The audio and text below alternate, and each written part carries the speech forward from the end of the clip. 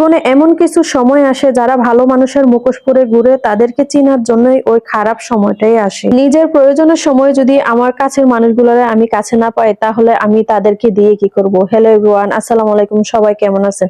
আমি রাবিয়া জগতি, আপনাদের দোয়া আলহামদুলিল্লাহ আমি ভালো আছি। আজকের ভিডিওটা একটু অন্যরকম, কারণ আজকে রান্না ভিডিও শেয়ার করবো না, কোনো গর্বসানের ভিডিও শেয়ার করবো না। আজকে আমি ভিডিও শেয়ার করবো আপনাদের সাথে, আমি যে সেলাই কাজ করি ওটাই শেয়ার করবো আপনাদের সাথে। তো আমি এই কাজটা পারি, তো আমার কাছে যদি কেউ কিছু শিখতে পারে অনলাইন মাধ্যমে, তো এটা তো আমার জন্য আরো বেশি পাওয়া হবে। আমার কাজটা দেখে যদি কেউ শিখতে পারে কোনো কিছু, তো আমার জন্য সবচেয়ে বেশি পাওয়া হবে। তো আমিও চাই যাতে কেউ না কেউ হলো আমার কাজটা দেখে শিখুক, কারণ অনেকে আমাকে প্রশ্ন করেন যাতে হচ্ছে আপু এলাস্টিক কিভাবে লাগায় সালোয়ারের ভিতরে, আপনি একটু দেখাই দেন। কারণ আমি তো অনেকেই বাস্তবে দেখাই দিই, কিন্তু আমি চাই যাতে করছে কেউ আমার ভিডিও যেহেতু দেখে, তো ভিডিওর মাধ্যমে দেখে নেক, শিখে নেক। আমি কাউকেই মানা করি না, কিন্তু কিছু কিছু মানুষ আছে যাতে করছে আমি যদি যাই জিজ্ঞাসা করি আপু এটা কিভাবে করে, যে সময় নতুন ছিলাম তখন আমাকে কেউই এই কথাটা বলে দেয় নাই। কারণ বলে দিলে যদি আমি শিখা ফেলাই, তো সবার মনের ভিতরে খালি হিংসায় ছিল।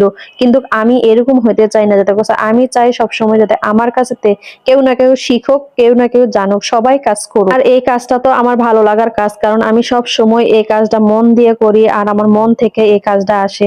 আমি যত কাপড় চোপড় সেলাই করি না কেন, আমার কাপড় চোপড় কোনো সময় কেউ বলতে পারবে না যাতে করছে আমার এই কাজটা সমস্যা হয়েছে। আল্লাহর রহমতে সবার অনেক প্রশংসা পাই। যেহেতু আমার এটা ভালো লাগার কাজ, তো আমিও চাই সবসময় যাতে আমার ভালোবাসার মানুষেরাও যদি আমার কাছে থেকে কিছু না কিছু শিখতে পারে।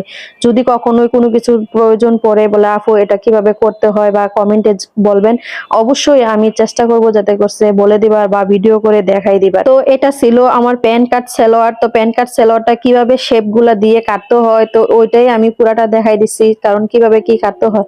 আর আমি যেহেতু জামার পিছনে এই টার্সেল গুলা দেই, তো অনেকে আমাকে জিজ্ঞাসা করেন আপনি কি সব জামার পিছনে এরকম টার্সেল দেন? অবশ্যই আমি আমার সব জামার পিছনে দিই, অথবা আমি আমার কাছে যতটি জামা সেলাই করে মানুষ অথবা যারা এটা পছন্দ করে তাদেরকেও আমি দিয়ে দিই, কারণ আমার কাছে এটা যত ভালো লাগে, তো তারাও আমার ওই আশাতেই দেয় যেতে করছে আপনার এইগুলা ভালো লাগে, তো তার জন্য আমি তাদেরকেও দিয়ে দিই। আসলে আমরা সবাই চাই যেতে করছে আমাদের জামাটা সুন্দর হোক, সুন্দর ডিজাইন হোক, সুন্দর সিলি হোক, কারণ সুন্দর যদি না হয় তাহলে ভীষণ মন খারাপ হয়ে যায়। আসলে দামি কাপড়ে শুধু সুন্দর দেখা যায় না, সাধারণ একটা থ্রি পিসও সুন্দর দেখা যায় যদি সুন্দর করে সেলাই করা যায়। একটুখানি কাস্টমাইজ করে নিলেই কিন্তু সুন্দর দেখা যায়। আসলে কাজটারে একটু ভালো করে করে নিলে তাহলে অল্প টাকার জামাটাও একটু বেশি দামি দামি দেখা যায়, আর দেখতেও খুবই সুন্দর দেখা যায়, যেটা আমরা মনের মতন হয়। তো আমি সেটাই করার চেষ্টা করি। আর এই জামাটা কিন্তু আমার না, আমার বোনের জামা। তো আমরা ফ্যামিলির যত কাপড় চোপড় আছে সবকিছু আমি সেলাই করি। আমি তাদের কাপড় চোপড় গুলো খুব সুন্দর করে সেলাই করে দিই, তারাও অন্য কোনো টেলার্সে সেলাই করবার দেয় না। অনেকদিন পর এরকম একটা ভিডিও দিলাম, কারণ আমার অনেকদিন যাবত এরকম ভিডিও দেওয়া হয় না। আর অনেক ভিডিও দিতে গেলে অনেক কষ্ট করতে হয়, এডিটিং করতে হয়, অনেক কষ্ট হয়, আর ভিডিও গুলা করতে অনেক কষ্ট হয়, টাইম লাগে। তো অত টাইম আমার কাছেও নাই। তো সবাই ভালো থাকবেন, সুস্থ থাকবেন, আল্লাহ হাফেজ।